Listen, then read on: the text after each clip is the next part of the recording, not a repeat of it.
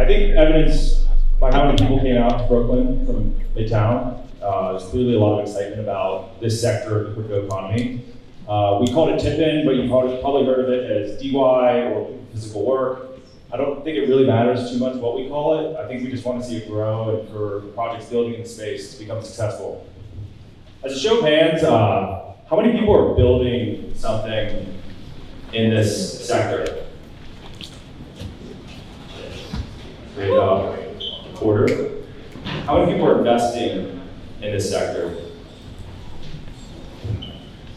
All right, maybe a little less than builders. That's pretty good, actually. And how many people are contributing in some capacity to the sector? Maybe running a hotspot, you are a community member in a Discord, you go on Twitter. Okay, even more. All right, great.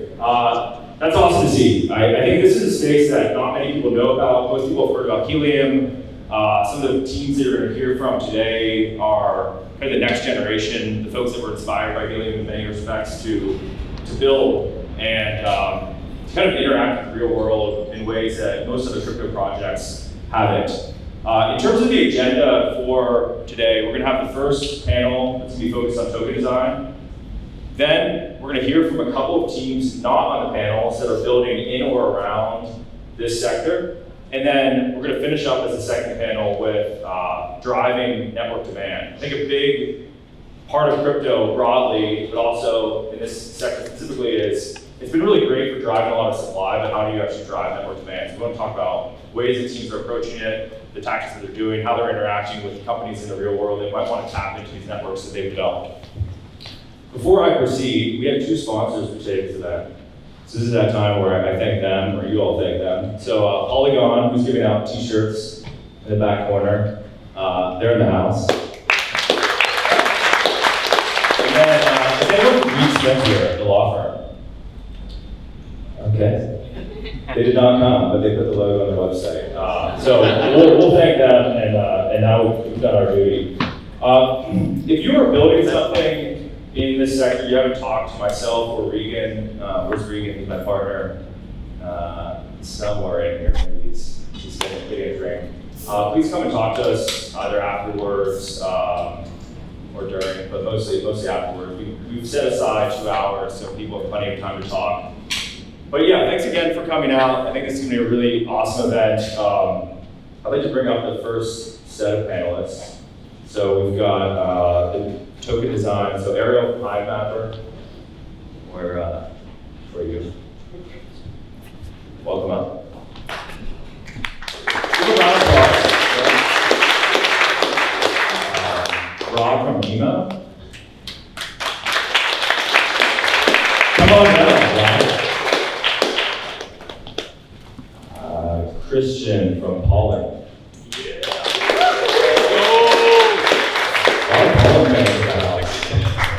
And then we have Andrew from IoTex. And last but not least, Sammy, who will be moderating the panel from Sorry.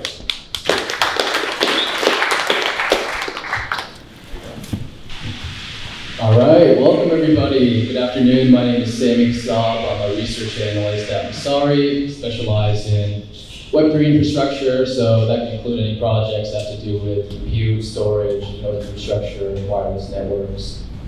Today I have a great panel with me. We're going to be talking about token design, specifically towards TIPIN protocols. So just go ahead down the line. If you could just introduce yourself, the project you're working on, give a quick summary, and then your association to the project. Cool. My name is Ariel, CEO and co-founder of Mapper. So we are building a decentralized mobile app. So the basic idea is that you buy a dash cam, you install the dash cam, and then you just drive. All that imagery from the dash cam, as well as all the location data, automatically and passively moves up to the cloud and process that. On the other side, customers consume mapping APIs. So this could be something very basic like a map image API. It could be something more involved like driving directions. So 4 to 6 million developers use the Google Maps API and pay a shit ton of money for it. And so that is really the initial market that we're going after. And yeah, so you earn this honey token, which effectively confers ownership in this decentralized mobile app. So that's us. Cool. I'm Rob Solomon from Demo, CFO and co-founder. I do a lot of the Web3 product management as well. We are a mobility platform, IoT mobility platform. We give on-chain identity to vehicles and drivers and passengers. We attach telemetry data and credentials to those identity primitives. And why is that relevant? We can help you monetize your data. We're also a platform for building applications. So if you want to, we've been talking about Web3 Uber for years, but how do you do that unless you can prove it should happen, prove the credentials of the drivers and so on. Other use cases would be DeFi auto loans, peer-to-peer car sharing, smart insurance, this goes on. My name is Christian Karasik, co-founder and CFO of Pollen Mobile. We're building a decentralized wireless network that's really built and focused around privacy and anonymity, which the blockchain is really the key enabling technology behind that. What does that mean? We're pursuing a lot of different applications for wireless networking, starting with CBRS. Happy to go into more detail when we dig into it. Hi everyone, my name is Andrew. I'm from IoTS, and my role is research scientist. And what we are building in IoTS is that we are layer 1 EVM compatible blockchains that specialize in IoT devices. So what we do is that we bring the devices to string the data to our infra and connect that to the blockchain. So we can enable a variety of the app building on top of our infrastructures. So slightly different than the other protocols. So we welcome any app developers develop some use case using the IoT infrastructures for that. Thank you.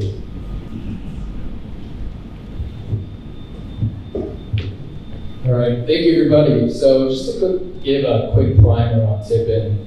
So in general, cryptoeconomic protocols are extremely useful at incentivizing and coordinating human behavior. And so this becomes extremely useful for building out these decentralized hardware and infrastructure networks. And so TIPIN in general is this novel token distribution mechanism that rewards participants for completing verifiable activity in the real world.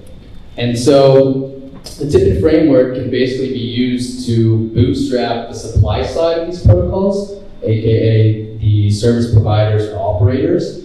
And it's already being done by a handful of different projects and teams that are doing this for wireless networks, for weather networks, car data, and so on.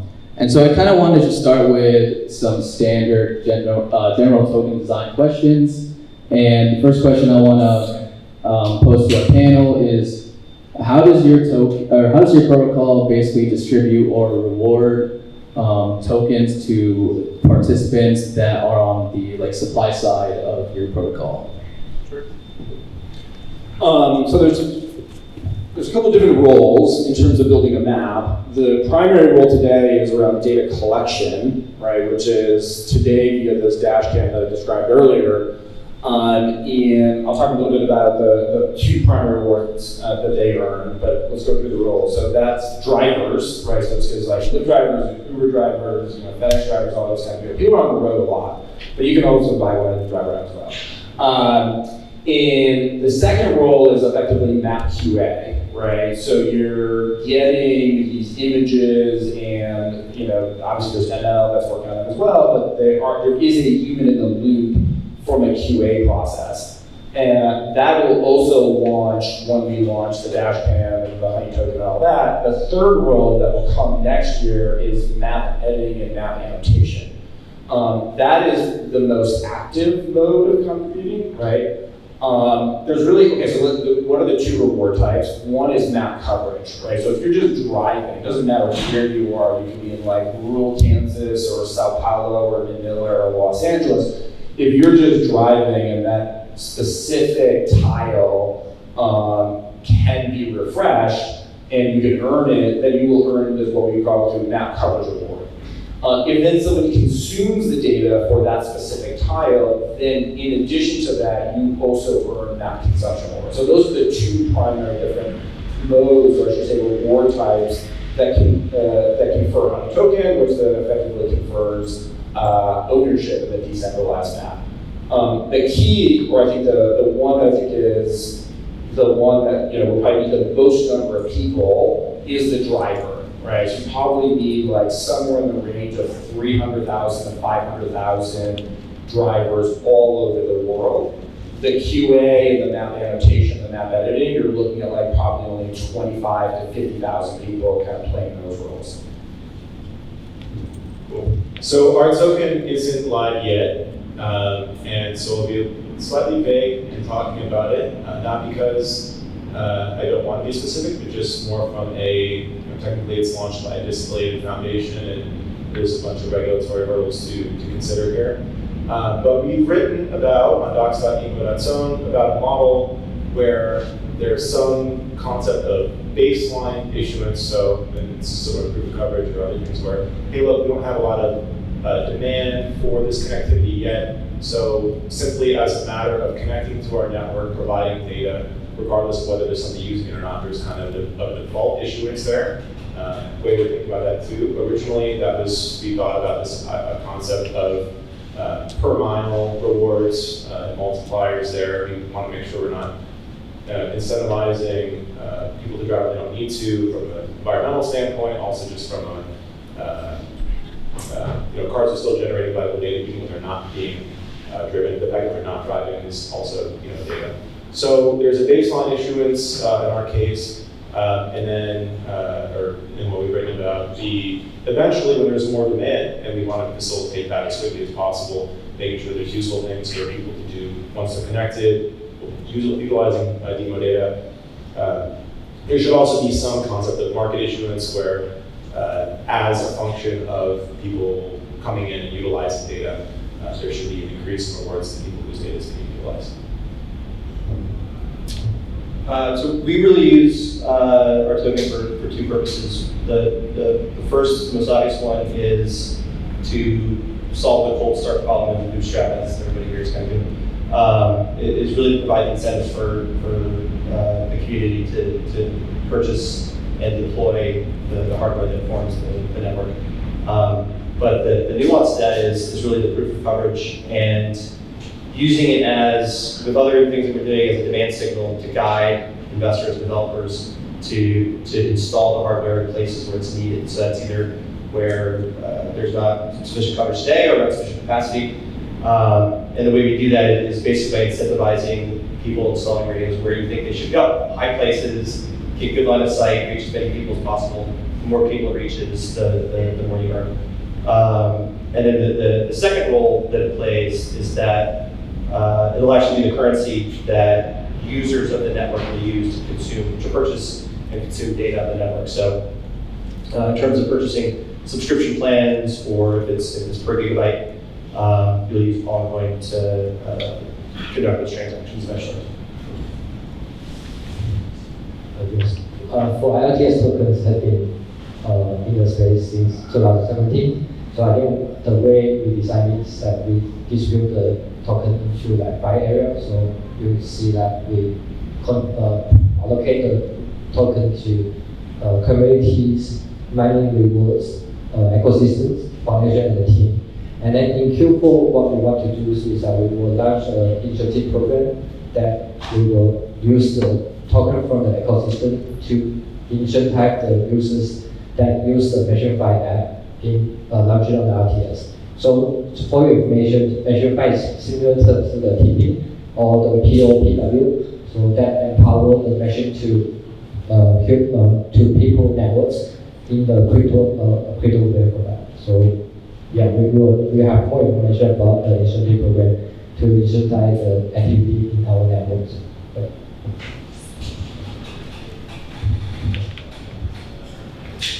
Awesome. So when designing these tokens, there's usually trade-offs for each design decision and parameters chosen. And so I would ask you guys, what were some difficult design decisions that you guys came across when you were designing the tokens? Was it trying to figure out how to basically avoid people from gaming your tokens, or figuring out if you wanted like an inflationary supply versus a hard cap supply, or was trying to figure out how to reduce velocity in your ecosystem. So back to the question, what was one of the most, or some of the difficult decisions that you guys came across when designing your tokens? So the world's obviously a very, very big place, and so, if you went with the default, which is like, hey, you can map everywhere, anywhere, then what will a lot of people do? They'll just like find the most, and we saw this, so a little bit of context. So we actually started HiveMapper in a cache-based system, and ran into a whole bunch of issues. We can go into that. One of which was, if you take like a city like, Dallas or LA, the drivers who were participating in it were like, okay, I'm going to do this, but I'm not going to go into like, the downtown areas, which are like harder to drive. And so you definitely see people trying to game the system, and we also saw people, we were only paying like in very specific regions. You saw people basically trying to spoof their location, right, in order to get paid. So the decision we came up with was anybody can map anywhere in the world, but there will be specific regions that have a couple of key characteristics. One is there's a lot of people who live in them, and therefore there's a lot of economic activity, right? So think Sao Paulo, think Manila, think Lagos, Nigeria, London, LA, those kind of places. And there's also a lot of change happening in those areas, right? Anytime you have change happening in the physical world, that's interesting from a map perspective. And so the idea is that you can map anywhere in the world and you can earn HUD tokens, but if you're mapping in one of these 35 regions, you will just earn at a much higher rate, right? And so I think it will become interesting and challenging and controversial as to like what that rate difference is between different regions of the world. Like rural Kansas is just like not that valuable relative to like a Manila or a London or Los Angeles. And so you have to like understand that, and like, yes, that may be really crappy for someone who lives in rural Kansas, but that's just the reality of it from a customer perspective and from a commercial perspective. Yeah, I think you touched on a lot of the trade-offs. There's, governance, you can get more complicated with it and do some more interesting things that also maybe might impact participation. You can, I already mentioned, we could incentivize by mile or just by simply connecting. Lots of different things to consider there. We're trying to do the best we can to, I won't get into all the detail on every single one of those trade-offs. I think one of the best ways to think about it too is where do you want to get to, and then you can work back from that. In our case, we want the tokens and therefore the control of the network to be in a distributed, distribute to all the right stakeholders in the network who we need buy-in from, we need to participate from. It shouldn't all be drivers, it shouldn't all be OEMs, it shouldn't all be app developers, it should be the right combination and balance of them. We want to make sure that we have enough for drivers to get them onto the network. We also want to make sure we have enough for the treasury to incentivize people to contribute and help develop the platform. So a lot of trade-offs there. And then I think we're not going to have it dialed in perfectly right on day one, and so it's important that you set the foundation of this up such that it can evolve and iterate over time. You're seeing Helium right now going through some massive changes to its tokenomics, trying to respond to this next evolution of its own phase of its network development. And so we want to be very cognizant up front to make sure that as the network morphs and evolves over time, that we're setting up now in such a way that it can adapt as needed. I'd agree with everything that's been said so far. I think to add something additional to that, it really kind of boils down to two things that were kind of somewhat interrelated. One is just navigating the uncertain regulatory landscape. I think we all are on the same boat on that. And then two, really the guiding light for us, every decision, every design choice, every strategic decision, hardware decision, et cetera, that we make really comes down to, is this going to help build a better network that's usable, that provides real-world utility, and solves a real-world problem? So designing everything around that, I would say, was the focus. And the challenge to that is that some of the decisions that came out of that were contrary to a lot of things that other people have done in the crypto space. So there are a lot of, I don't know, gimmicks, if you will, that didn't really add any true utility or value to a project. And because folks had seen a lot of the projects, we got a lot of pressure to, like, why aren't you guys doing this? It's like, well, how does that help us build a better network that has real utility and delivers value? So resisting those pressures and trying to stay on that path. I'd say probably is the most and persistent challenge we face in terms of our tokens. I agree with the challenges to design the tokens. You feel like you are an economist, try to tweak the tokens economy, try to match the supply and demand side. And then for us in IoTs, I think our token is more like released like 4 years ago, and then it's actually the tokens mostly circulating in the market. So what we do in the research team is that we try to find what is the token utilities to keep the holders not to sell the token and try to use it somewhere else in the ecosystem is the most tricky part. Is that we try to find a new token utilities, like try to make in the new mechanisms. So what I found out in my observations, there are 3 common ways token can be used for. So I think the first one is token for governance, right? So you can use the token to vote on protocol improvement proposal. So you feel you are part of the communities. And then the second way of token can be used is for staking. So the staking can be give you a lot of new assets, like you can get the fee sharing, you can get the rewards as a way of staking. And the other way is that you can get the access for some kind of the services that you want to use using the protocols. So, and the last way that we can enforce the token utilities is token for gas fee. So this is particular to the layer 1 blockchain. So you can use the gas fee as to facilitate the transaction, to help the processing smooth transaction on the blockchain level. So I think in the research team, we keep finding a new way to keep the token holders more utilities in that place. That's the most challenge for us. You guys need to decentralize your microphones here. Agreed. So I'll direct this question to Christian and Andrew. Anyone else can feel free to chime in as well. But recently we've seen like DYDX move away from Ethereum over to their own app chain on Cosmos where they can customize it. And we've also seen Helium move away from their own unique native blockchain over to Solana. So the question I'll pose to you guys is like, what kind of design considerations were taken when deciding on which blockchain or L1 your guys' project should be launched on?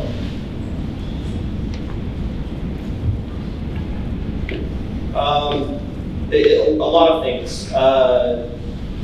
Obviously, one of the more important ones is utility. We're using NFTs in a very unique way. People talk about it a lot. We're using them as digital titles for every piece of hardware, every eSIM on the network is basically owned by an NFT. And there's a lot we can do with that, so we wanted to build an ecosystem that would support that and allow us to do some of the things that we have in our roadmap.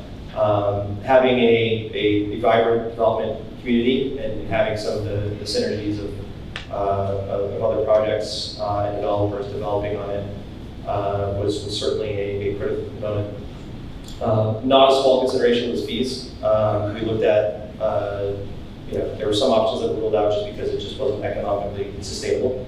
But that said, we have built our entire infrastructure, all the architecture to be technology agnostic. So if we ever needed to move chains or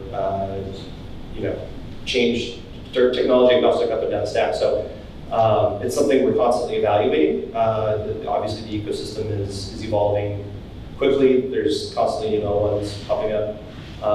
We purposely decided not to do our own L1, because we wanted to be a wireless network builder, not an L1 chain operator. So I think that won't change. But it's not something that's necessarily set in stone. It's something we're constantly evaluating.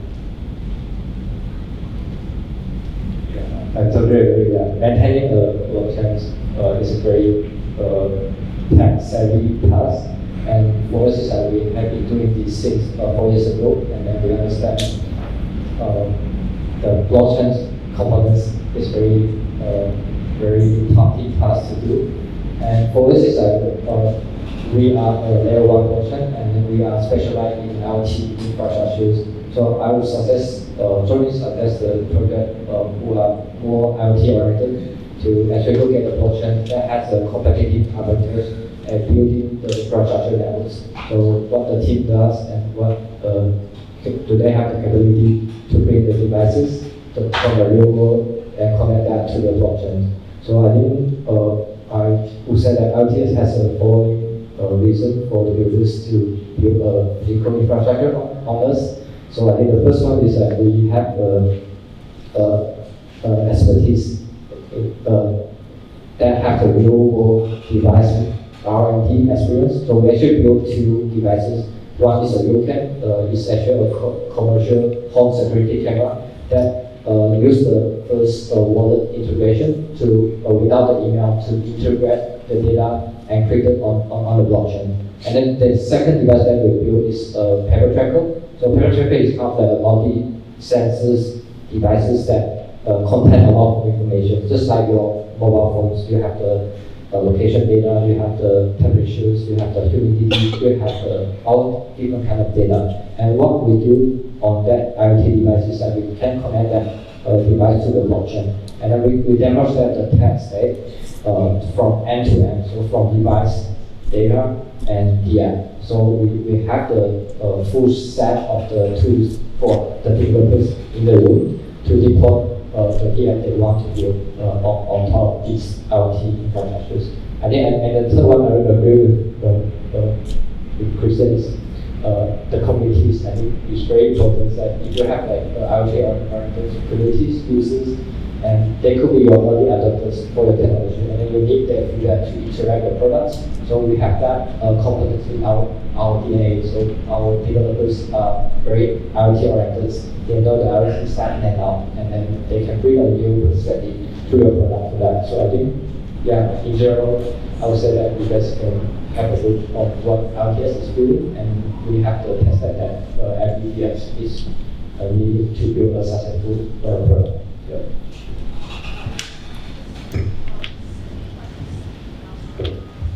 So I'll pitch this question to you, Ariel and Rob. Typically in TIPIN protocols, we see the supply side, aka service operators, being incentivized.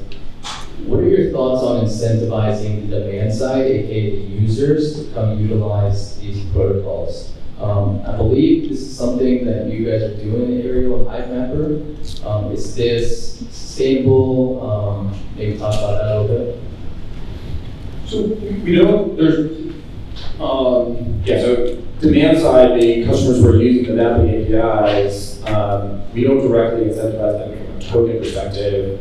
What we've seen is probably, any two-sided network, right, whether it be crypto or not, the cool part about it is like one side kind of feeds the other side, right? So you have situations where contributors will then like reach out to like local governments and be like, hey, you can use this this map, right? It's better, it's fresher, yada yada, or reach out to somebody at FedEx or reach out to somebody at UPS, whatever it is.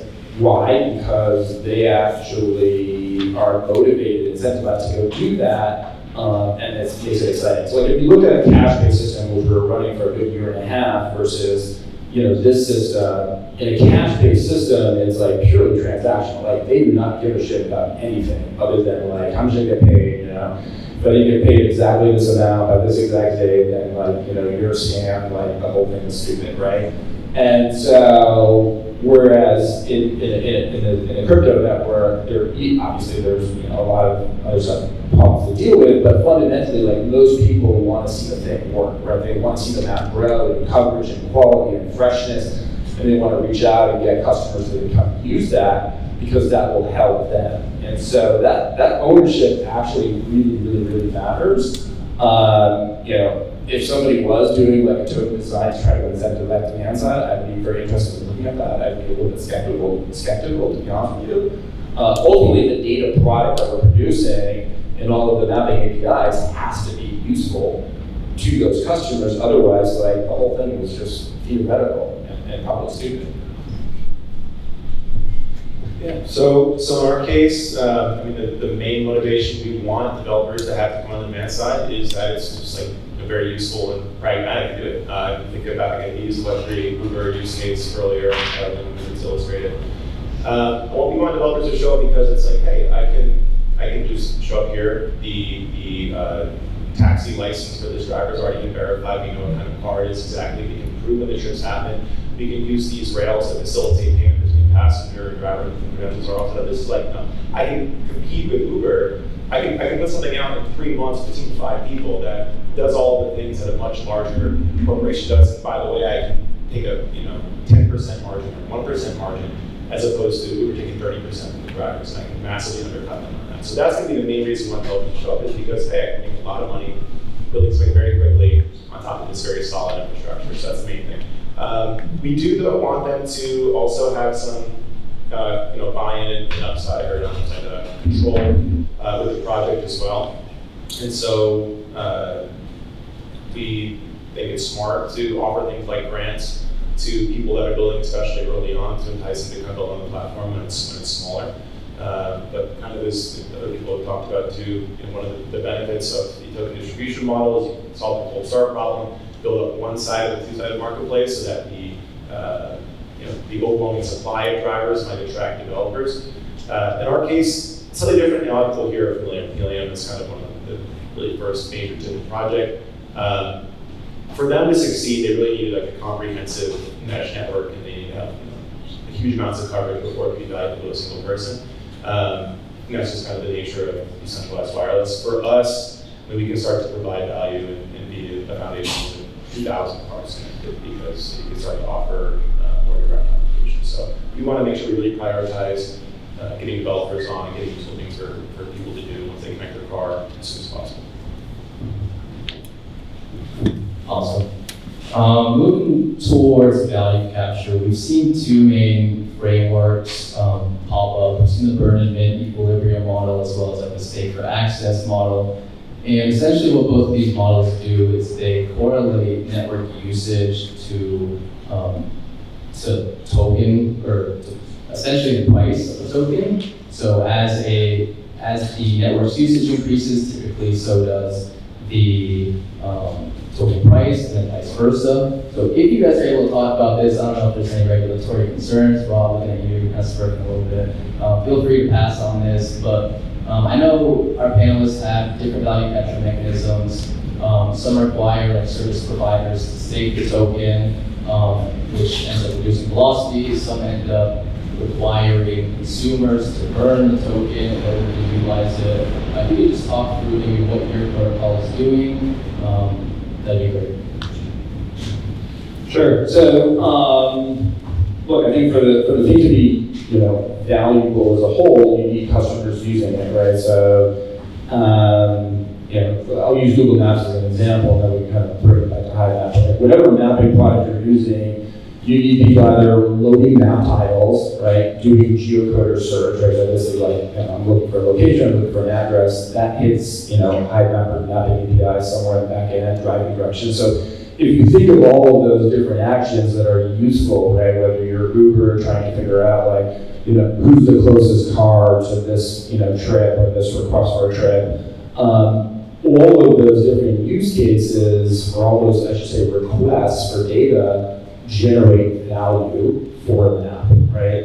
And so the way HiveMapper is structured is that you have customers who can hit all these different mapping APIs. They pay in fiat. They can technically pay with a honey token, but they pay in fiat, right? Most of them don't even want to know about crypto. When you talk about crypto, they plug their ears. It's fine. And so what they're fundamentally interested in is like low cost, freshness, high quality. And so they buy map credits that then gives them access to the various mapping APIs. Today there's just one map image API, but there will be others over time. And when that map credit ultimately burns a set number of honey tokens, and then that enables the protocol enables us to then burn X number of honey tokens and then effectively mint a new set of tokens. And those new set of tokens are then distributed via these map consumption rewards to all of the contributors who help map the sections of the map that these customers are ultimately using. So it is actually like very much a direct relationship between like, look, there's going to be parts of the world that customers really, really care about, right? Going back to my example of rural Kansas, not that many customers are going to be hitting the map and using the map tiles in rural Kansas. They're going to be looking for places in, Manila or London or Los Angeles or New York. And so it will definitely, you will definitely see contributors in those regions of the world just fundamentally earning more tokens over time because that's where the demand is coming from. I think that's where it should be.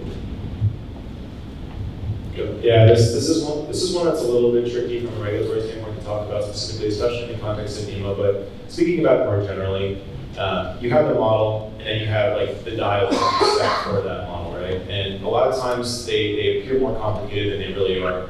At the end of the day, when you're providing something of value, there's the service that you're providing, and then somebody somewhere has something else of value, usually money or other tokens or something. And they're going to part with those in exchange for the thing that you've given them. And then it's a question of how do you flow those back through to the different stakeholders. And so, burn mint, you mystifying that a little bit. What that effectively is doing, in the case of Helium, is like all the rewards go back to the people providing or maintaining the hotspots, unless it tips over a certain amount, then it goes to effectively its own. And it's kind of setting a bar in which that happens.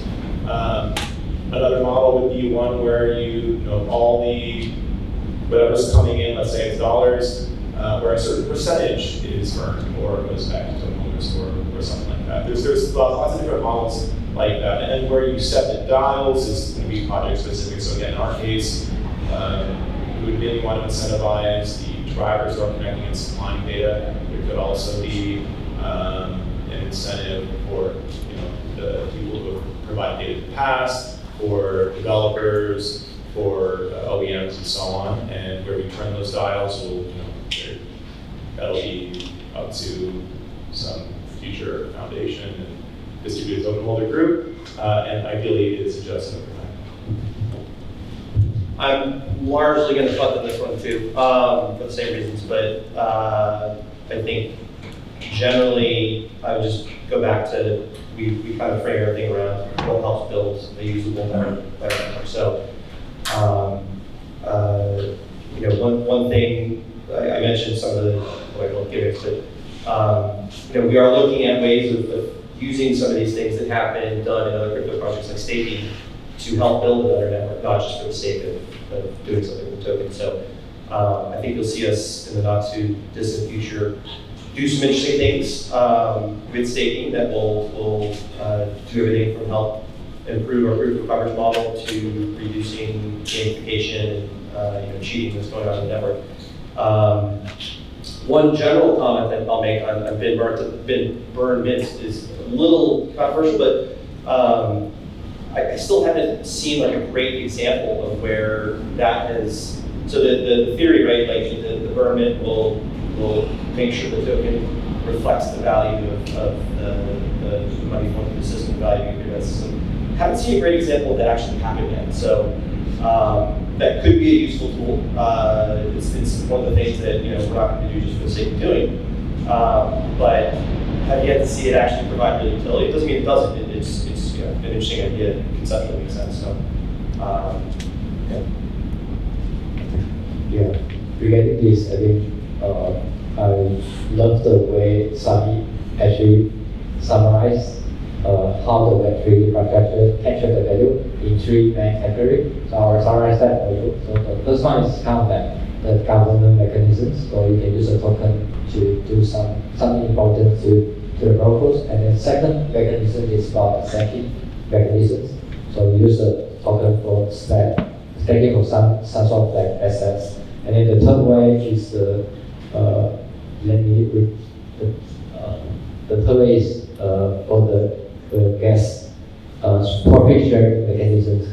So in IoTS, we have a different way of capture value. So I think the first one is that we do have the governance mechanism. So users can set LTS and in exchange for the government right. And then the second way, we also have the staking mechanism. So LTS is a proof of stake mechanism where the user can set LTS to secure the networks by being the delegators. And that way they can earn the LTS in the same time they can have this government mechanism benefit. And then third way is the profit sharing mechanism. So in that way is that we have the gas fee model, so means that every transaction we incur some gas fee to process the transaction on the blockchain. So in the futures, in the research team, we are trying to explore more other models like the step for access and also the BME models, and that these two are kind of very interesting one. And when we the new product or new feature launch, we can potentially explore and apply this verification model for that. So.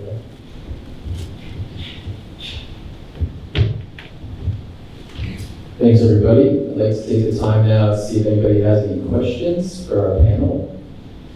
Maybe you can shout it out, or we can try to see how far this quarter will go. Go to market from the demand side, because you're talking about the map API, and folks want to propagate that on collecting the supply side. But is there any strategies to work that going after the demand side from the go-to-market perspective? Is it online advertising? Is it B2B sort of salespeople? Is there something you see work on? So the developer APIs that we provide on that side look very similar to existing mapping APIs, right? So we're focused very much on developers, so it is like a B2B developer type of go-to-market.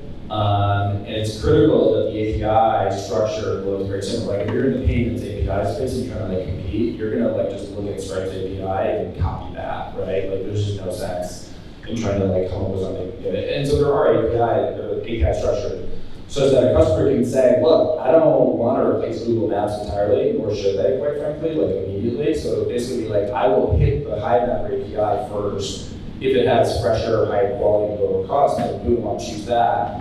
And then if not, I'm going to go to Google Maps or the more expensive thing, the older thing, whatever it is. And so if we go to market perspective, though, it looks very similar to kind of how Julia goes to market, or many of these other kind of API-centric products go to market. So that side of the business, actually, if you look at it underneath the hood, it looks very, very, very similar to almost like any SaaS API business, like probably down the stack. Thank you. Anyone else?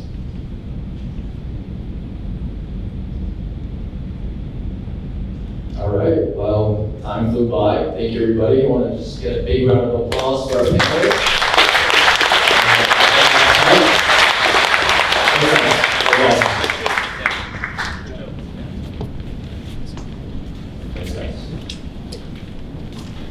All right, we're going to, in between these two panels, introduce a couple of projects that are building in and around the space. A few of them you maybe have heard of before, a few maybe haven't yet. So this is just an opportunity, if you're here for networking purposes, finance, investment, what have you, this might be a good chance to discover some new projects. So the first team I'm going to bring up, if they want to briefly introduce themselves, you've probably heard it before, is Phone Protocol. They're right nearby in the Brooklyn Navy Yard.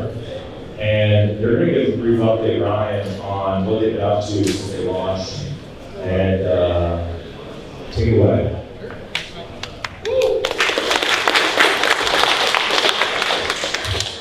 Hey everybody, my name is Ryan. I'm one of the co-founders of the Phone Protocol. At Phone, we're working on a problem space called proof of location. So how can we generate location proofs that are both fraud-proof and reliable, but also would work completely independent of GPS? GPS has a lot of issues with spoofing and jamming. Actually, just the other day, the Denver airport, 36 hours of GPS denial in a 50-mile radius. and applications such as cell services and others that didn't have backups were actually affected. The government hasn't revealed in that case what was causing the interference, but these are issues that pop up all the time, and some of the projects that we've heard from already or will be presenting next also have to address users trying to spoof their locations and maybe gain rewards. So at Foam, we're working on like a wholesale solution to provide a new kind of location service. It's not meant to replace GPS, but provide a different kind of layer of security for positioning that they can be used in any kinds of projects. The way that you set up a network is a little bit different than some of the other radio-based networks. Is that to form a zone of coverage, you need a minimum of 4 what we call zone anchor radios. These radios use LoRa as a front end, but also requires an FPGA chip and a software-defined radio pipeline to do the timestamping to do this kind of localization. So at minimum, you need 4 of these nodes that have good line of sight to each other, and then you could add a 5th, a 6th, or 7th that doesn't need to be as well positioned to kind of enhance the performance. And in our best cases, we're getting accurate comparative to GPS. So as Mike said, we're based in the Brooklyn Navy Yard, which is about a 10-minute walk from here, where we currently have a test network up and running. And more recently, earlier this year, we started an open beta program. It's called the Trust Zone program. So anyone here would be interested in participating, help test these radios, you can either find information on our Twitter or come speak to me after. Like I said, those requirements to help start testing is a minimum of 4 rooftop locations, maybe like 300 to 3,000 meters apart. And really part of this program is to kind of help stress test us knowing what is the max distance, what kind of obstructions might there be in a farm or a small city, because we've only been testing here in Brooklyn. Currently to participate, it's with like an off-the-shelf components that you could buy on DigiKey or Browser. And then we have a custom Raspberry Pi pack that has an FPGA. And then wrapping up here, I'll briefly show, over the last year and a half, we've also been working on kind of a product version of the Foam radio that would be more plug and play. And with this enclosure, we actually work with a firm here based in Dumbo called Pensa. And then our partners in New Zealand on the PCB FPGA side. So unlike the Trust Zone program where you're building like a Raspberry Pi based system with a lot of clunky parts, this version will have a single PCB board and be much more powerful than the ones we're currently testing with. The initial pilot run might be available later this year. We're kind of ordering the enclosure just now, but we're really active in our Trust Zone program, so please reach out if you're interested, and I'll be sticking around the rest of the conference.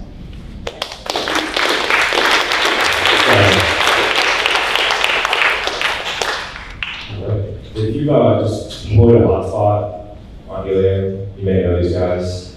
Have the hotspotting crew come up and do a brief introduction.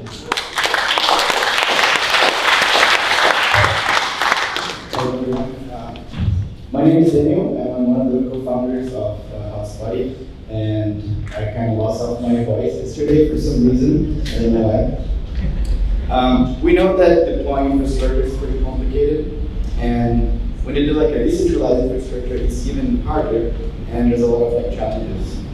When we started Hotspotty back in 2020, we figured out what are the ways that we can help the community fix all this, or most of the challenges, building just cool software and great software. That's what we strive to do. To help, we started initially, of course, managing hosts, payments, etc. Yesterday, like Helium announced the partnership with T-Mobile. We're super excited about that. Our next roadmap is start tackling more of the 5G side of things, working with different protocols like Pollen, for example, and also Helium Mobile. We also know that 5G is way more complicated than LoRa. So right now we manage around 40% of the Helium IoT platform, and we want to be the ones helping these communities grow, not necessarily only Helium, but not necessarily only Pollen as well, but everybody in the DY in the TIPIN space. And we want to start building more tooling for this and trying to find ways to make it easier for people to deploy the 5G space, which is much more complicated as we know. Right now, this week actually, like a couple of days ago, we finally decided to stop being bootstrapped and go into the fundraising route. So if you guys are interested in talking to us and seeing how we can partner together and get ready for the Hotspotty 3.0, like talk to us after this event. Thank you very much.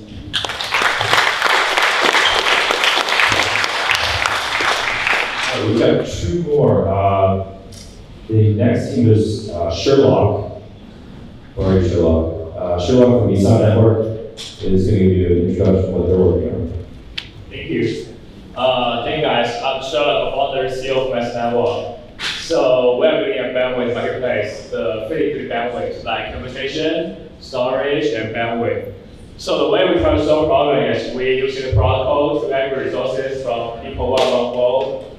Maybe you have ran some machines from like Google Cloud, and also AWS, and if you can fully utilize them, you can contribute to Mass Network.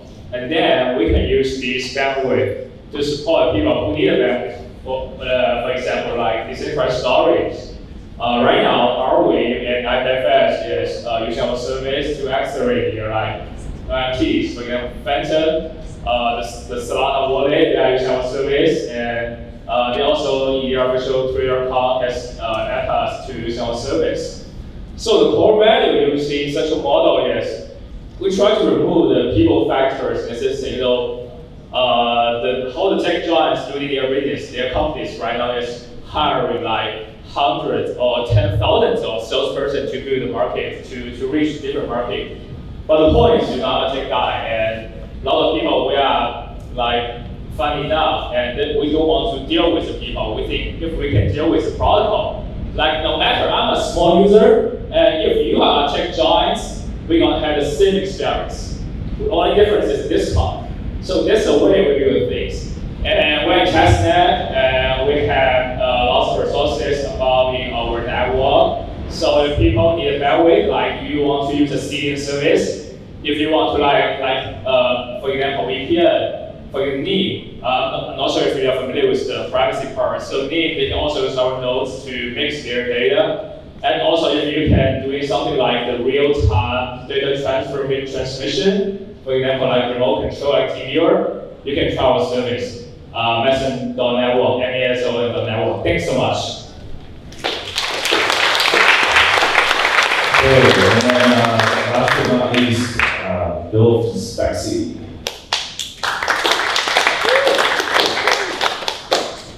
All right, great to meet everybody. So Bill, CEO of Spexy. So we are we're a drone platform that's building a crypto incentivization program to incentivize drone pilots to capture imagery. And by imagery, I mean Google Earth type data that's 10 times better than Google Earth or more for digital twins of cities and urban areas. We do this by a software platform that we've created to remove the friction to be able to fly projects very easily, very passively. So pilots can literally go out the back door, hit a go button on the app. The drone flies the mission, collects data, uploads to a cloud, and produces the product very simply and easily. So we remove all that friction of why the data doesn't exist today. The friction is that it's hard to fly drones more than people expect. There's regulation, there's weather issues, there's a whole host of reasons why the data doesn't exist. But the data is in huge demand. We know it's in demand because we've been working in the sector for 11 years. So we built a software platform in the past couple of years. We've recently just raised a seed round to actually add a blockchain component to this for the crypto incentivization piece, which we're pretty excited about. We're going to the crypto economic side, so I'd love to speak to a lot of you folks around here to sort of pick your brains about that over the next day, and if we see you, we have the story there as well. And happy to meet you guys. Thanks very much.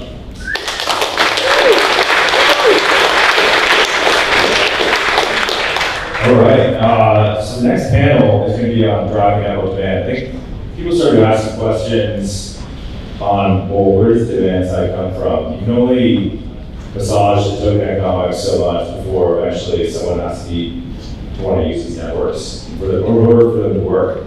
So we're going to talk about that in the next session here. Alex, since you're first row here, I want to let you go first. Alex from Demo. Alex from Hexon Wireless. I haven't seen you yet today, but okay, there you are. Jason from React.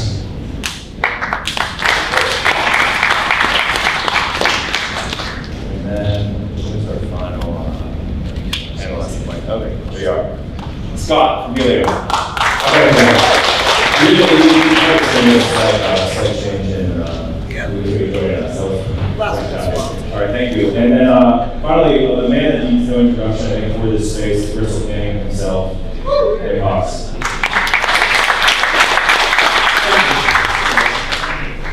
Got a lot of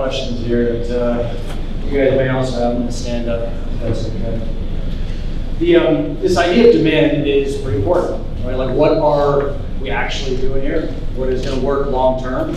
But I thought we'd start off with a little bit of defining what demand is, because as a non-tech dude, I'm not really certain kind of what it was when I came to Helium. So it's this idea that someone wants what you have, right, at the most basic level. So in this room, most of us are part of providing supply. So it's kind of a problem that we're talking about this supply that we're providing, how to provide, how to put it up, and all the rest of it. But hopefully these guys walk us through why someone might want their service. So the other thing I wanted to say here is that this is a pretty special room that Mike has put together. If you look around, there's no one here that doesn't know what your world looks like. Maybe not in the details, but you're in a place and at a time that is pretty special in all of crypto. And so take the time to look around, maybe shake your neighbor's hand, put your hand on his shoulder and say thanks for being here. It's pretty rad thing to do. In fact, we just sat down for a minute. Why don't you guys all stand up for a second? Sometimes this activity helps out. Give your neighbor a shake of the hand, say hi, and you can sit back down.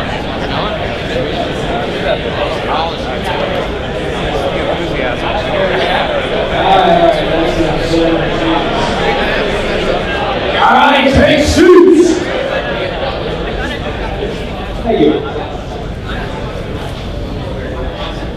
I know you're all psyched. That's pretty rad. But I've got a bunch of different questions for each person here. So I give them all a list of questions, but I don't think I'll ask all of those. Alex? Yeah. David, first up.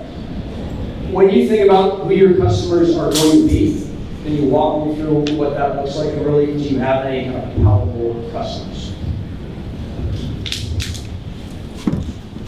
I'm going to walk everyone here through a couple of layers of kind of the way Demo sees customers and demand. And I'll start at the biggest level, the one most people are probably familiar with, which is this idea of lots of car data, big data. From a vehicle today, you can gather data about battery health, road conditions, weather. You can gather cell coverage data. Just by getting thousands and thousands of vehicles onto our platform, we're starting to build this big data set. Who wants to buy that? Cities are interested in road quality. We're talking to companies in the automotive space interested in battery data.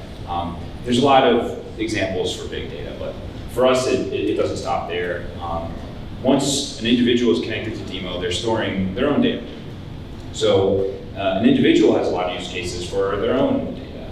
Most people here are probably familiar with the idea that an insurance company will reward you with some dollars off your insurance policy if you supply them with some data.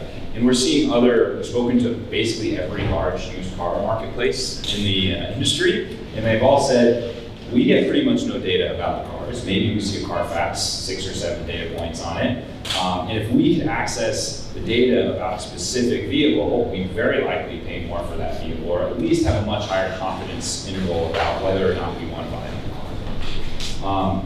And so we have the biggest, the highest level aggregate demand for data, demand for individual vehicles data, and the last part of demand that I think is going to be super interesting and super eye-opening to people over the next 5 to 10 years as we get new cars is that cars are a developer platform. You can deploy an app that actually changes the nature of the services on your car. So one developer in our community is actually building an application that could turn your car into a voice-activated machine where you could say, hey car, roll down the windows, and your windows will roll down. And so for us, demand is not just about aggregate data or an individual's data, but actually demand for connectivity, a conduit to an individual vehicle. Basically, at every single one of those layers, we have interest, whether it's talking to a used car marketplace that wants individual data, a automotive industry that conglomerate that wants aggregate data, or developers who are saying, how do we get access to individual vehicles so that we can create some applications that change things. And we're sort of approaching that demand, all of those facets of demand as essential things that we want to prove out, even in the early stages of this thing. Love it. You got real customers. Cool. It's always nice. Alex Dos, Genji, Hexagon Wireless. You've got, in fact, as we look at this kind of row of folks, we've got 4 different sets of people up there. We got Scott down the end is kind of running the leader of the free world of kind of this whole TIPIN blockchain meat space thing, which is Helium. We've got this dark horse here, and Jason, where no one really knows yet what he's doing. We're about to find out. We've got Alex who's kind of running a business on top of the business, so not creating his own L1, not doing his own thing, but taking what a lot of people in this room have built and building it. And then at the end, Alex Uno, is building kind of this thing that is pretty well developed. So pretty cool to see this kind of wide variety of folks here. Alex at Hexagon, can you talk a little bit about the challenges of building a business on top of a business? Because really your business is providing supply, but we've got to talk about demand. Yeah, sure. Hi, everybody. Yeah, so just a little bit about what you meant by that. Just to kind of clarify here. Hexagon, we're really sort of the institution-friendly version of a lot of this. We're that sort of enterprise-facing face that you might deal with if if you're, for example, a large REIT and you have a lot of rooftops or something, or in the case of Demo, maybe you have like a taxi fleet or something, I don't know. And crypto is kind of complicated to you, or you went through, who knows what that is, right? Your CFO doesn't want to hear about it. It's like, just keep it simple. There's a need for that sort of middleware, if you like, and that's where we fit in. So it's very capital intensive. I mean, I would say maybe that's one of the challenges, right? It's but for us, we actually like that it's capital intensive because we take the view that listen, this industry, it needs a sophistication of capital allocation because if DY and TIPIN are as big as we all think they're going to be, there's going to be the capital that's going to need to get deployed into the space. And so, luckily, you have to buy and install a lot of this equipment, and there's a lot of work there. But in the end, you're earning a very sizable chunk of these projects. So I think that's the flip side, right? We're very large kind of whales in all of these projects. Brad, we're running around a little bit here. Jason, you might as well tell people what you're doing, and then we'll talk about how you this demand thing.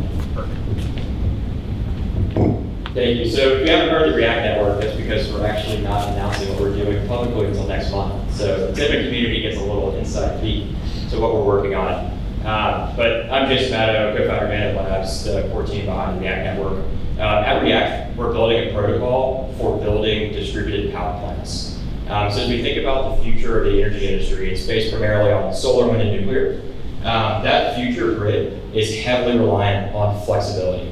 In fact, the growth in flexibility is pretty astronomical. The IEA estimates that we need to increase grid flexibility by 10 times in the next 8 years to keep our busy. So just a truly astronomical problem that is often overlooked by people outside the energy industry.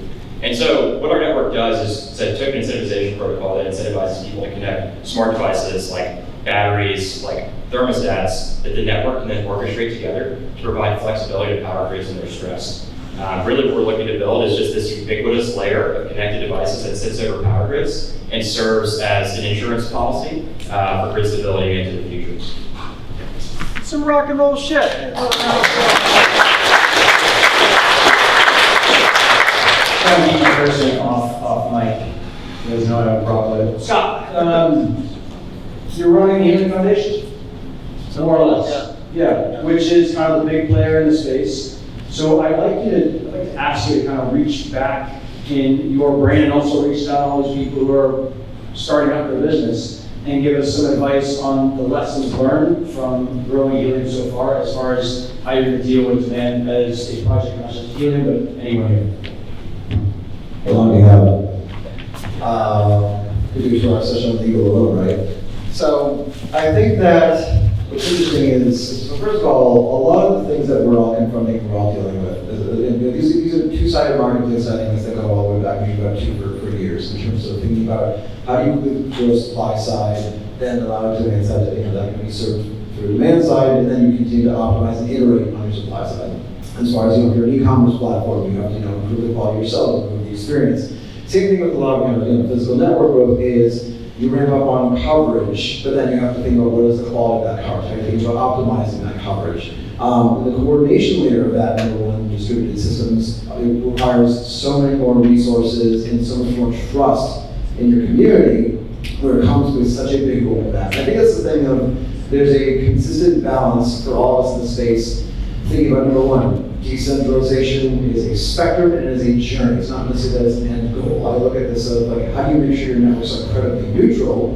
And looking at decentralization is something that like is part of your path, But I think it's so important to think about how you bring the community along within that, and a lot of that comes from good communication, good transparency, things that obviously, years into the project right now, we're obviously looking at like, how do we continue to improve on that? What are the things that we've had missteps on? How do we make sure we're bringing the community along in a way that we can provide more transparency to that? Because not only does it help with expectation setting, it helps the coordination layer, and I think that so much of this is, how do you distribute the workload? I think that that's absolutely critical in terms of thinking about, you build in Web 2, you don't have to explain every single thing you do because they're not open, permissionless networks.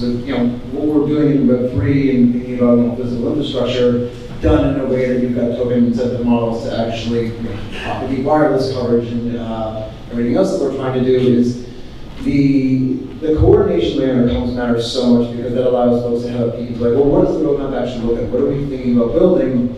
And then supplementing that through, one of the big things that we do at Foundation is ecosystem development through a grants program. So, well, having that wide open space, you kind of want to, hey, here are the 5 key problems that we're working on right now. Who wants to work on this? We've got money, we've got capital, like, let's make sure we can support you on that.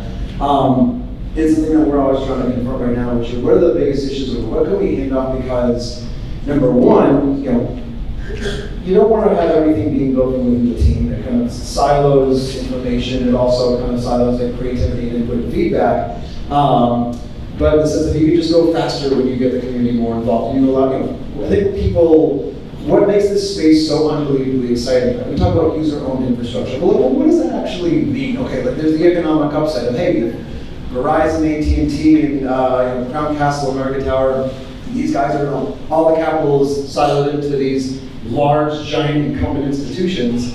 It's not that we're necessarily trying to disrupt the space, but like, hey, let's spread the wealth around.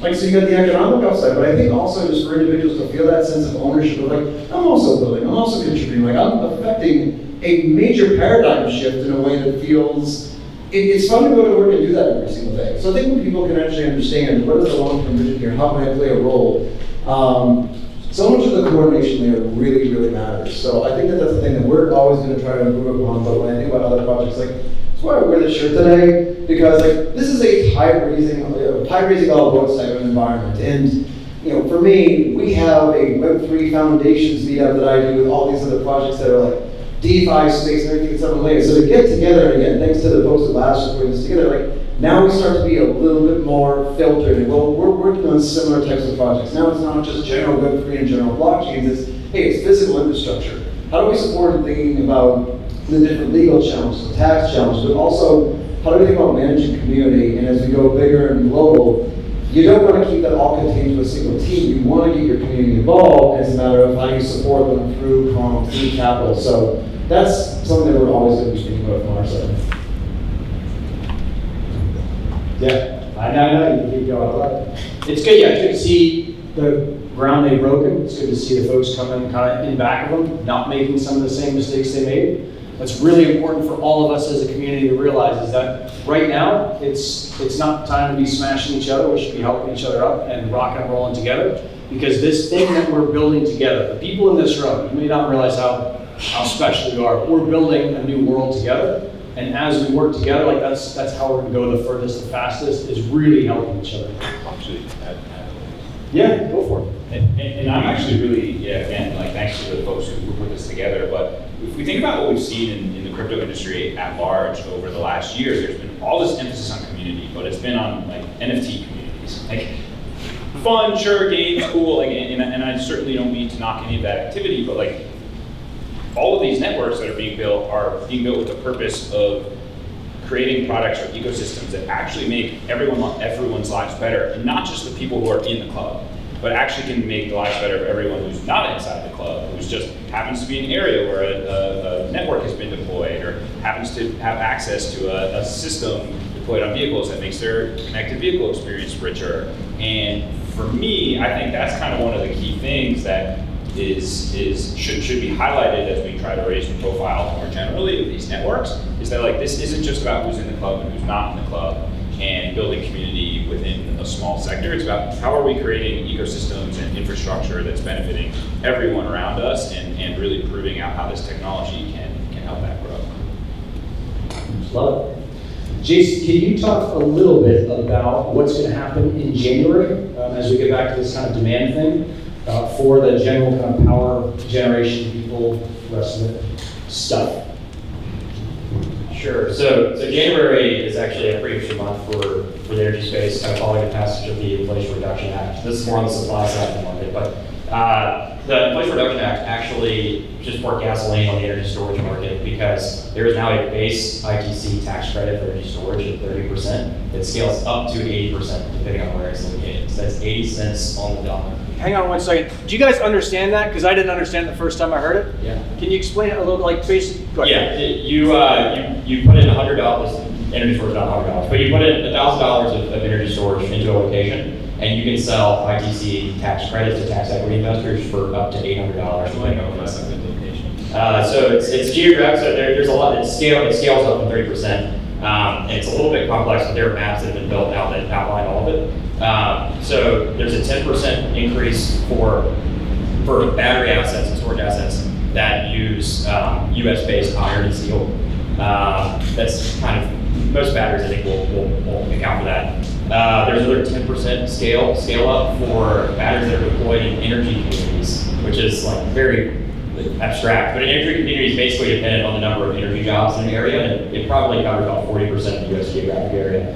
There's another 10% for deploying in low-income areas, and there's another 20% if you deploy at low-income multifamily in those areas. So thank you, Joe Biden. The demand side, though, the demand side is really interesting for what we're doing because demand for our network actually exists. There are markets measured in billions of dollars that are ready and willing off-takers for the services that we'll provide to power grids. And so it's much less solving the demand side of the equation. In fact, the market is only expanding.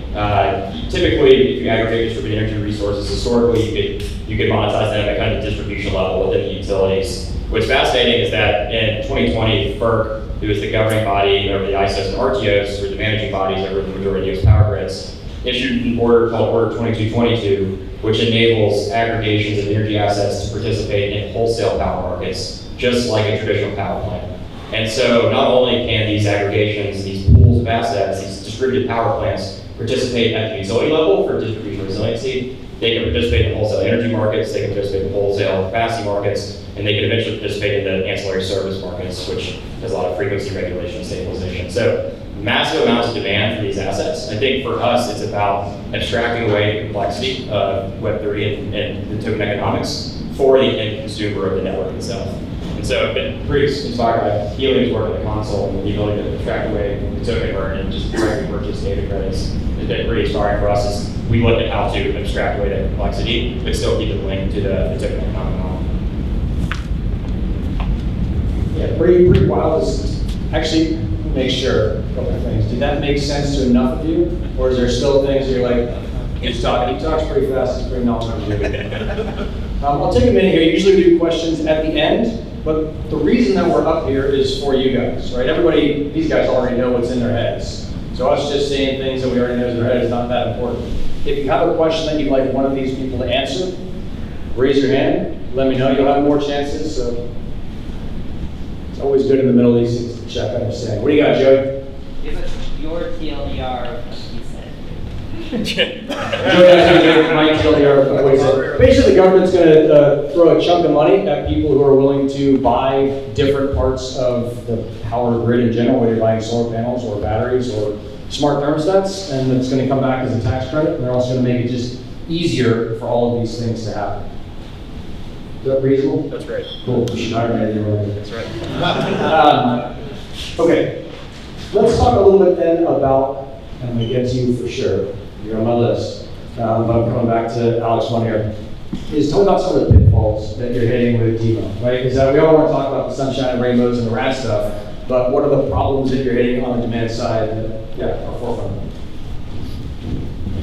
Well, the first problem, I think, pretty much every project in here has seen, of course, is hardware is required, and supply chain. We've had some delays on the hardware front, and that sort of extends the building up the demand side for everyone.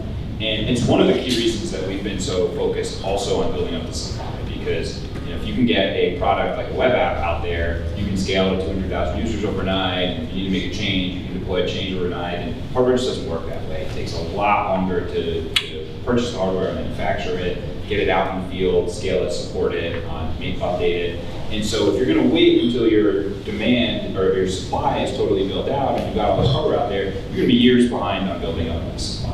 On the pitfall side, there's some of the things that we've covered here, and certainly what Alex has talked about, which is that there's a lot of people that you want to interact with that aren't ready to do business with a crypto foundation and paying tokens. And the way Helium's abstracted away with the console is awesome.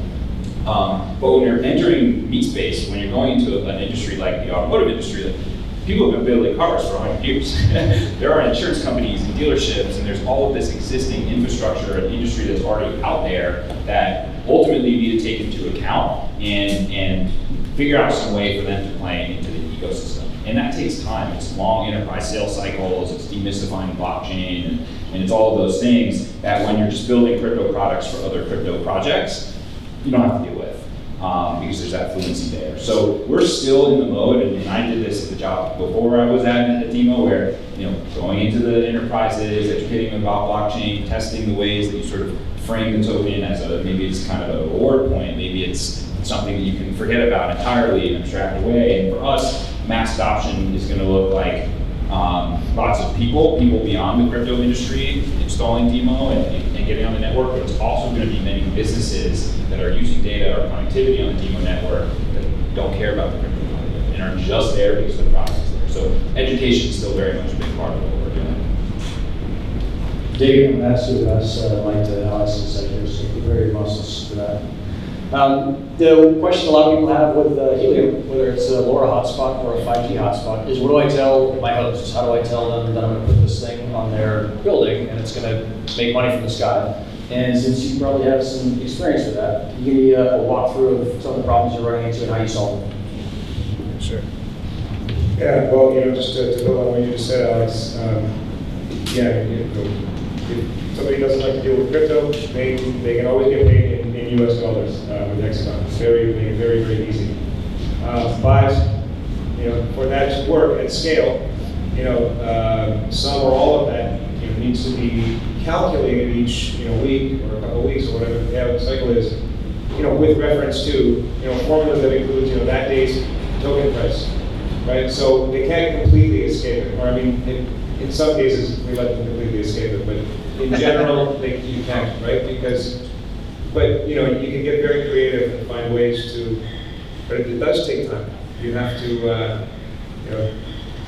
you have to explain over and over again and very slowly and sort of. It's funny because there's always that one guy in the corporation who does speak crypto, and he's really excited, and he just wants to speak crypto, but then you can only do that if it's only that guy, right, or that person.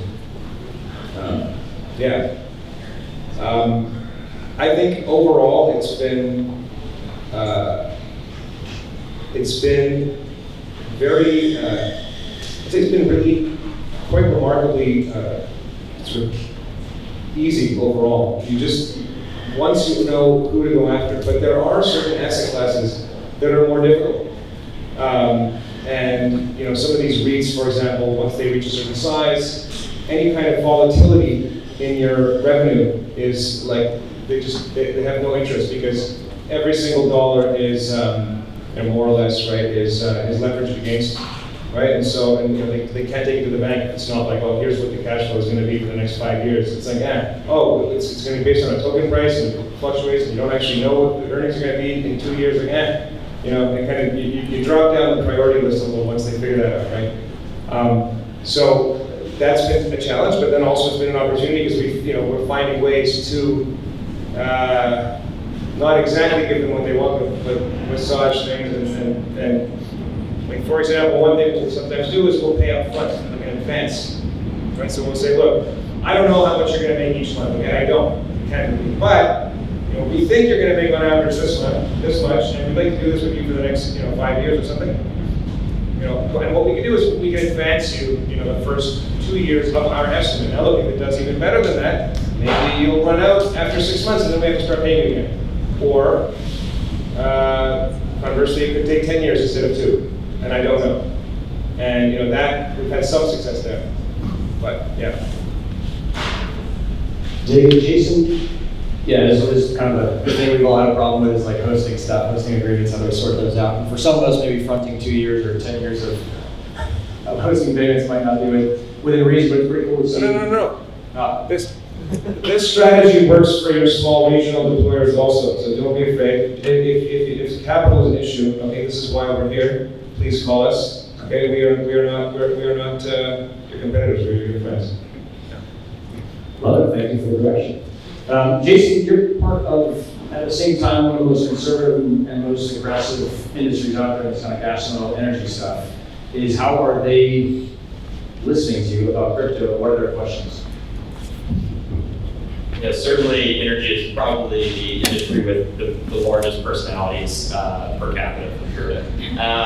What's really interesting, though, is that contrary to what a lot of people believe, the energy industry is quite innovative. And of all traditional industries that exist today, it's probably the most intertwined with crypto to this point because of the expansion of proof of work mining.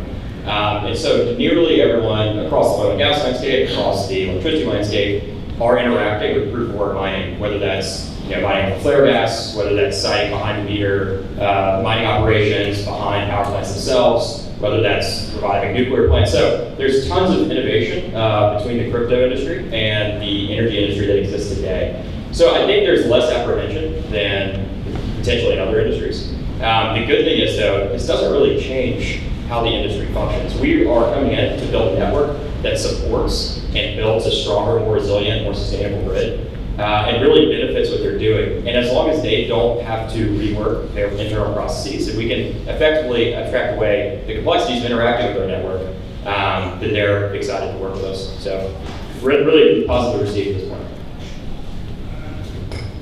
Super cool. It's always good to hear. We tend to think of these people as being dinosaurs, but they actually turn out to be pretty smart and willing to do the things that we all see are coming as well. They're seeing just as far as we are moving further. Scott, I'll kind of finish up my questions with you, and then we'll turn it over to you guys. So if you have questions, start thinking about them, and we'll be mustering up the courage to raise your hand and ask them. But you got a minute or two while Scott talks. Can you talk to me about specifics of driving 5G versus LoRa demand? So I think where we're at is a very interesting inflection point for us. For those who are a little bit less familiar, one of the big things we're thinking about as far as the next wave of Helium is, there we go. Building hardware is hard. Building a blockchain is hard. Building a blockchain and building hardware is extra hard and ill-advised, if you will. So we're still in the middle of our vote right now, which is this proposal, the idea that we would migrate over to a different blockchain. So I think that's like one big piece because it's got to change a lot of the infrastructure and how we think about because growth comes from just the network being reliable and scalable and stable. So that's still like a very, very big piece of what comes next for us, is just making sure like everything has to work appropriately. We've got things that have just been backlogged and backed up. Some of that's resource constraints, and some of the fact of bigger developer ecosystem. So still can't talk entirely about growth and demand side until we keep fixing the stuff that's happening on the infrastructure side, on the supply side. But like all this stuff can be done in parallel. With respect to everybody's super excited about like everything that's going on with token and kind of moving over and kind of being network of networks now. But we still, at least from the foundation side, like we're absolutely very committed to LoRaWAN. And I think that as we look at what comes next, it's a matter of like how do we start to just get out of the way, continue to obscure away the blockchain layer as much as possible. Using what we already have within our community. So the fact I see Rackby, I think I saw Seed around here somewhere. Of like, how do we start to work with our closely aligned partners on like, how do we just get more devices in the network? How do we simplify that user experience in a way that non-crypto native folks can just jump in and start using things? There is such unbelievable white space in the SMB market for LoRaWAN, and I still feel like I hear this over and over again. Not just for the folks folks at Semtech, again, the guys who are deeply in the industry and talking about where there's more opportunities there, but even from within our community. So, a buddy who runs a bunch of satellite locations in New York, he's got a bunch of miners up, he's like, oh, the network is I probably should be using this, right? Like, it's great, more token, hooray, this is great. I love that I'm like excited to like keep mining and providing coverage, but shouldn't I be a customer of the network too? And it comes back to, well, where do I get started? And it's oh, so get on console, onboard devices, use this to track data, use this to track, and it just becomes this very fragmented problem. So where we're going to start, we've already began doing this, but doing a lot more stepping up to think about product strategy around LoRaWAN. And that means engaging more with the LoRaWAN. And this goes beyond Helium to just like how do we improve the standard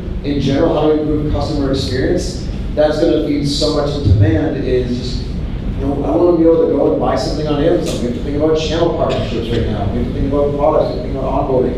Education being a huge piece. And again, thank you so much to Nick for everything that you do on the network.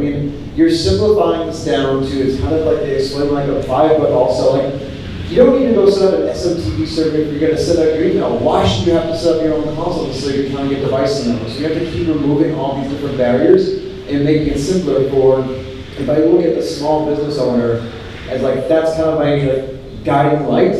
There's a lot of enterprise solutions that are out there. In terms of, again, we work closely with Senate and Actil, and again, how we continue to grow our relationships with them is going to matter a lot because that's where a lot of it comes from. Is again the B2B relationships.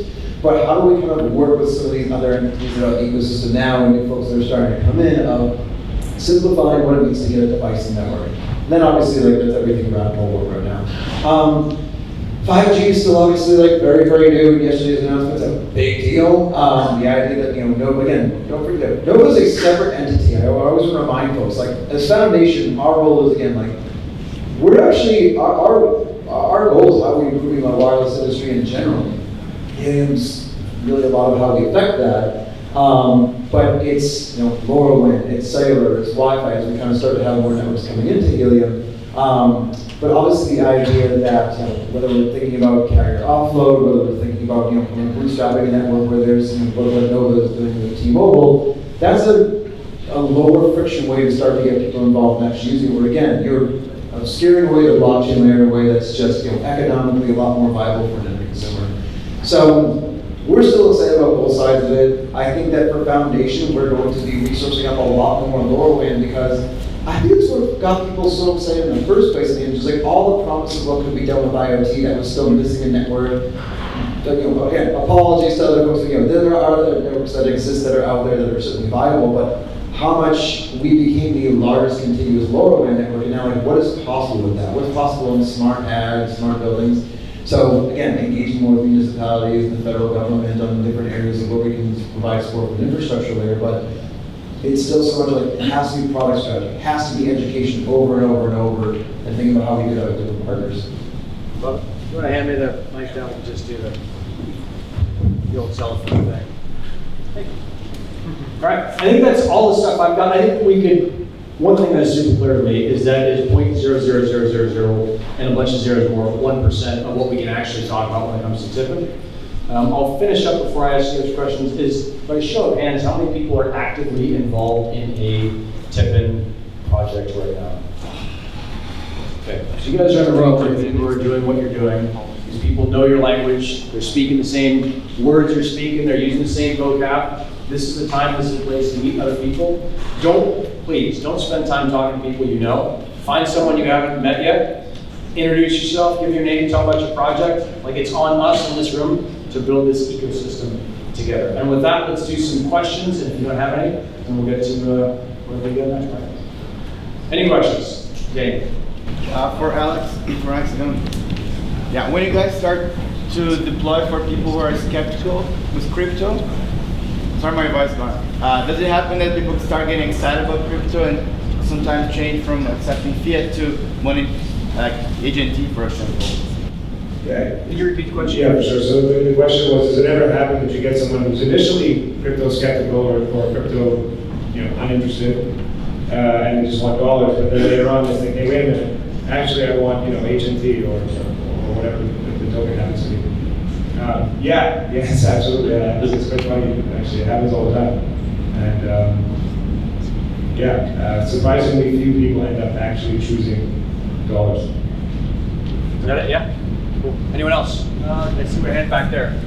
Yeah, hi. So this is a question to both Scott over at Helium Foundation as well as Alex over at Hexagon. So you mentioned that it's a really capital intensive business, right, deploying DY. So I know that there's a lot of investors and just a lot of people in the space that are interested, want to deploy, but then there's this other aspect of I need to find the sites, I need to make these connections. And for a lot of people, I've talked to so many people that have the money to deploy, that are ready to invest, but they're like, I don't want to just buy tokens. That doesn't necessarily serve building the community, but nor do I necessarily have the places to deploy. So I guess both for Hexagon and for Helium, how are you guys kind of looking at this problem, looking to bridge this gap between people who are interested in funding and helping build the network, and simultaneously the difficulty of deploying? Yeah. So this is something we think about, like, why say through the lens of our grant program again, like who can start to build out the tooling and the applications of how do you connect these, again, I've got 50 miners, I've got a bunch of amazing commercial real estate operators, we will interface with them directly and I say hey, who should we talk to, who should we get involved with, and sometimes we'll connect them with certain teams, but again, what we like to do is be able to how can we solve this a little bit more, solve these solutions through software. So again, how do we kind of create almost these, it's yet another marketplace. How do we connect those who are real estate with those who are actually mining? And a lot of it, I gotta say, I give so much credit to the community. They've figured this out over and over and over again. We just have to again add the tools in there that allow it to happen more at scale. But it's been amazing how this has happened so organically, and now it's just a matter of now we got to level it up to the next phase, which is we help with that coordination there. But I know Hexagon is this is how their area of expertise. Cheers. Yeah, so I guess the question was around, there's some people who just want to put up money and they don't necessarily have a rooftop, or they don't necessarily have the expertise, and then there's others who have other pieces of that, but then how do you kind of get them all together and make it work? Is that roughly the question? Yeah. Yeah. So, yeah, I think for us, that's kind of why we're here, right? Our thesis is that at some point, Main Street or Wall Street, and I'm not sure in which order, are going to wake up and realize, hey, there's this asset class and they want exposure to it, right? So that's the natural capital source, right? And then the capital need is more frequently it's that you have a rooftop, it's like, well, what if I spend 25 grand and actually I was wrong. I don't really know. I'm not sure what I'm doing here. I think that's more common. So how do you find those people? And we've got lots of ways of doing that. But I'll just say here, if anybody, if you guys know, I'll tell you the opportunities for where we can help. Okay, if there are people that any of you know that want to play the role of finders, right? We can train them on how to look for the very best types of buildings in which areas, etc. Right? They can join our Discord and this and that, right? And they participate in anything they kind of bring in, and all that's all they're doing. Another big important area is witnessing, having people run around all the time and sort of validate that coverage exists. There's always a need for that. It's good for people who are Uber drivers or they like to bike. And for people who just want to put capital to work, I mean, we do have shares that are sometimes available. I cannot solicit publicly, but there are ways for that to happen as well. There are methods. Right on. Any more questions from the, what do you got? Aaron from Nebra, which second? Anyone who hasn't ever, come talk to Aaron. Probably for Alex and Scott mainly, but with the obviously you mentioned about the demand side from the customer, the end user. How are you finding it with the sort of big infrastructure clients where it's sort of obviously yesterday you mentioned with the 5G, you've got the two-way relationship. The roaming back to Helium, say, or back to these DY networks rather than the other way around. How are you finding negotiating that? Because obviously there's been a lot of okay, you're handing off to T-Mobile customers who are signing up for Helium, but what about the T-Mobile customers who want to use the Helium network, for example? Is that something that is being built? Can't speak to that right now. That's good news. Okay. That's good news. That's what I want. That's the worst answer, but can't speak to it right now. What was the question? Oh, sorry, we didn't repeat the question. Oh. You want to take it? Yeah. It's basically just, yeah. The question was in terms of like carrier offload. Like right now, again, the announcement yesterday is that Nova's going to be launching the carrier, which is going to roam onto the T-Mobile network. So the question was, well, what about if T-Mobile wants to be roaming onto, the Helium network? And I don't have an answer to share publicly right now. I hate to do this, but I also cannot answer that right now. Sorry. Yeah, I think I'm the dumbest guy in the room, but I'm taking those as two really good answers. Yeah. Cool. Anything else? We'll wrap up. Last one. Yeah, a question for Jason. Pretty clear you have a really good knowledge of the energy market, the tokenized infrastructure setup. In terms of like product development and marketing, which is something that I think has been really successful with a lot of other projects in the space, like wanted to understand your thoughts on like how you approach that, especially with like kind of the double-edged sword of the tax credit, maybe bringing in centralized players into the area, and like how you guys would compete with that. Sure. So the question was building engagement and ensuring that we can bootstrap the network while tax credits are attracting large players. And so I think an interesting point to make is that small assets are the ones that we're chasing, and these assets are quite powerful in aggregate, but are locked out of the market today because it's highly uneconomic for traditional aggregators to approach those assets. What I mean by that is that there are businesses today that are attempting to build these distributed power plants. There's one called Lattice that is attempting to actually make this back deal fell apart, but it was attempting to go public. And they can only focus on groups with very large economies of scale. Think Home Depot, Simon Property Malls. These are the types of companies that they're aggregating their energy assets. And the customer acquisition cost associated with just those assets means that they have to have a 40% take rate of all the revenue that's generated. That's how expensive it is to go out and run this play from a customer acquisition cost standpoint.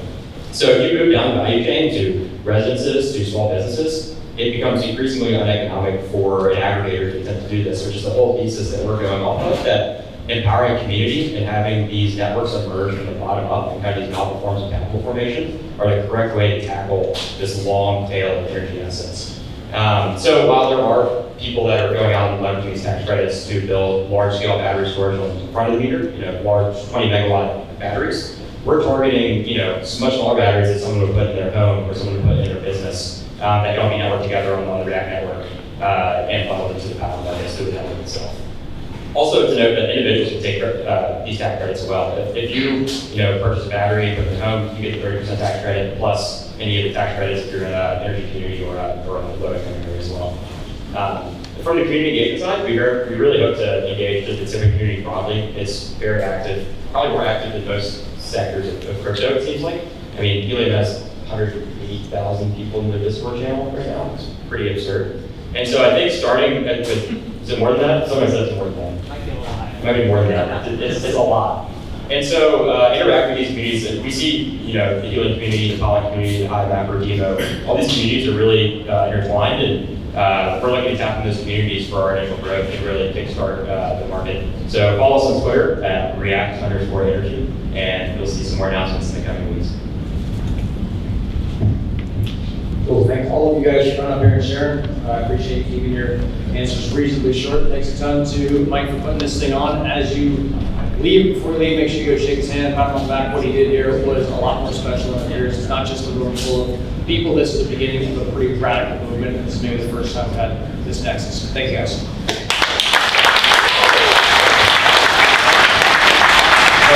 Another round of applause for all the panelists. You're awesome. Thank you. And moderators. Well done. All right, everyone. We promised we would keep things short, and we have successfully achieved that. So, we're finishing up now. As you can see in the back of the room, we've got a bunch of food, we've got drinks. We want you to stay, hang out. We're big believers that the way to make this sector grow is to get everyone in the same room, talking with each other, collaborating, and just seeing all the energy, literally, that's amongst us. So stick around if you can. Come talk to myself. I'm Mike again at Lattice. Regan, my partner, I think last time he wasn't here. He wants to raise his hand. Regan, talk to him. And if you are building something, you know someone that's building something, you're considering investment in something, someone's building something, definitely talk to us. Otherwise, like Mr. Grisling said, talk to each other, get to know each other, see how you can help each other. This is what it's about. And thanks again for coming out. Really appreciate it. Oh, wait. One final thing. People love NFTs. And so if you want to put up, come talk to me. This is a company called IYK, connecting the physical world with the digital world. So you can mint one of these off this place and get a POAP for coming. Again, IYK, portfolio company, not to get no but yes, drinks in the back, food's in the back, hang out, nice night, and enjoy yourselves. Thank you again.